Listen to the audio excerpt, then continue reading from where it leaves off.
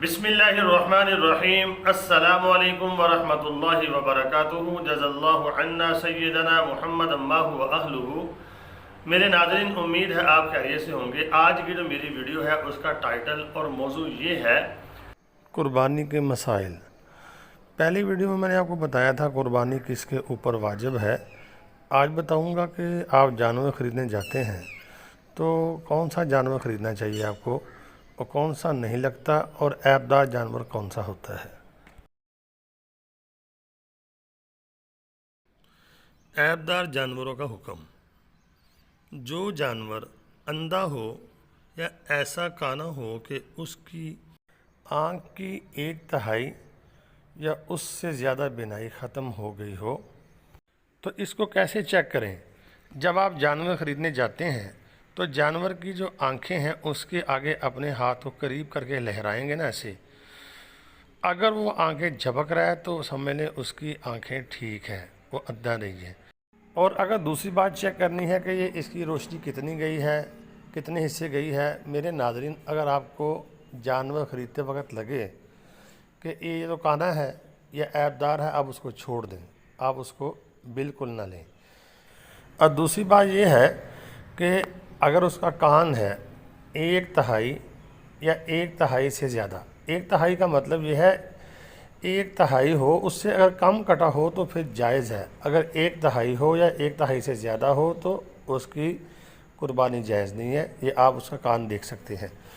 और उसके बाद उसकी दुम अगर तिहाई या उससे भी ज़्यादा कट गई हो तो ऐसे जानवरों की कुर्बानी दुरुस्त नहीं। लंगड़े जानवर की कुर्बानी का हुक्म।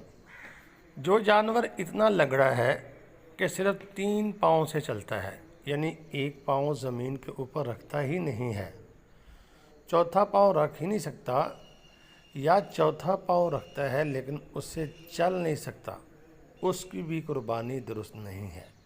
मतलब वज़न डालता ही नहीं उसके ऊपर, तो वो ऐबदार जानवर है, उसकी कुर्बानी दुरुस्त नहीं है। अच्छा, दूसरी सूरत ये है, अगर वो टांग तो रखता है, पहले ये था कि टांग रखता ही नहीं है, वज़न डालता नहीं है, टांग रखता है, उसके ऊपर थोड़ा सा वज़न भी डालता है, सहारा लेता है, लेकिन लंगड़ा कर चलता है, तो उसकी कुर्बानी दुरुस्त है। वज़न डाल रहा है तो उसकी कुर्बानी जायज़ है।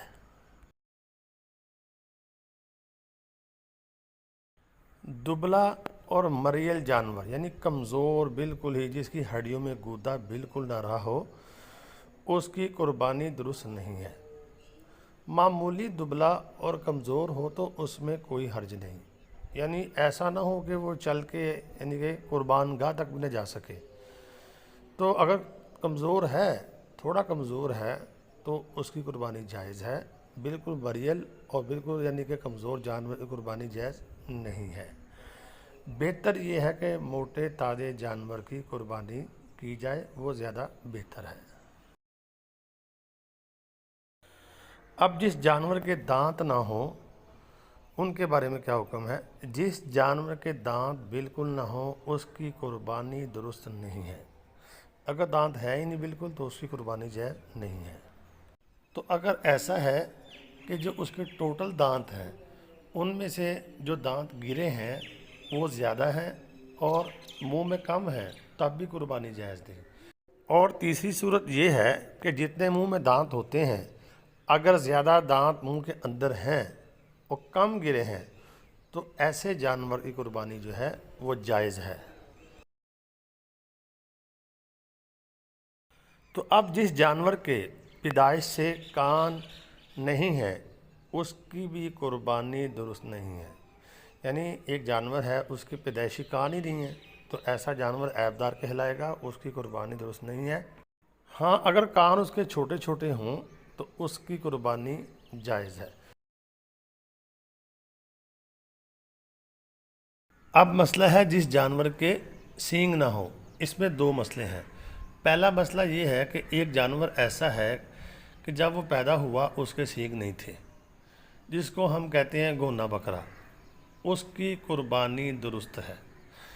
दूसरा मसला इसमें यह है कि एक जानवर है जब पैदा हुआ उसके सींग थे लेकिन सींग टूट गए। अब टूटने के अंदर भी 2 बातें हैं। اگر تو وہ جڑ سے ہی ٹوٹ گیا ہے، جڑ سے ہی نکل گیا ہے، تو قربانی پھر جائز نہیں ہے۔ اگر وہ آدھا ٹوٹا ہے یا 1/3 ٹوٹا ہے تو اس کی قربانی جائز ہے۔ ٹوٹنے میں 2 مسئلے ہیں، جڑ سے نکل گیا تو قربانی درست نہیں، اگر آدھا ٹوٹ گیا یا 3/4 ٹوٹ گیا تب بھی قربانی جائز ہے۔ اب اگلا مسئلہ ہے، جس جانور کو خارش کی بیماری ہو اس کی بھی قربانی درست ہے۔ اگر جانور کو خارش ہے تو اس کی قربانی درست ہے، البتہ اگر خارش کی وجہ سے بالکل کمزور ہو تو درست نہیں ہے۔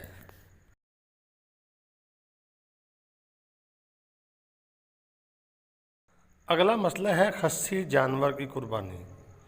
ایک میرے ناظرین خصی ہوتا ہے، ایک خصی نہیں ہوتا جس کو آنڈر کہتے ہیں۔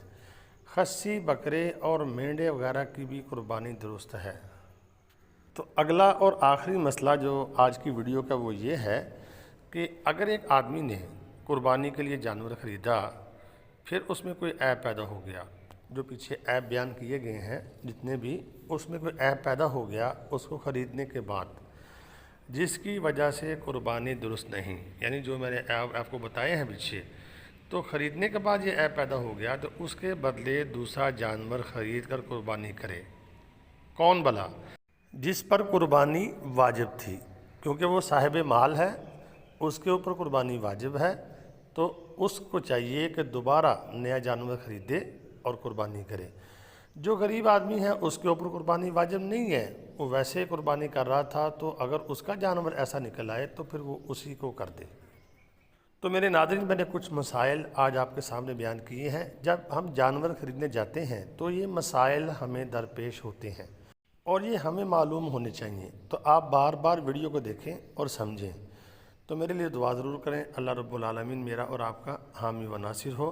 اور اگر آپ کو پھر بھی کچھ مسائل سمجھ نہ آئیں تو آپ مجھے کمنٹ کے ذریعے پوچھ سکتے ہیں، یا میں ڈسکرپشن میں اپنا واٹس اپ نمبر دے دوں گا تو آپ رابطہ کر سکتے ہیں۔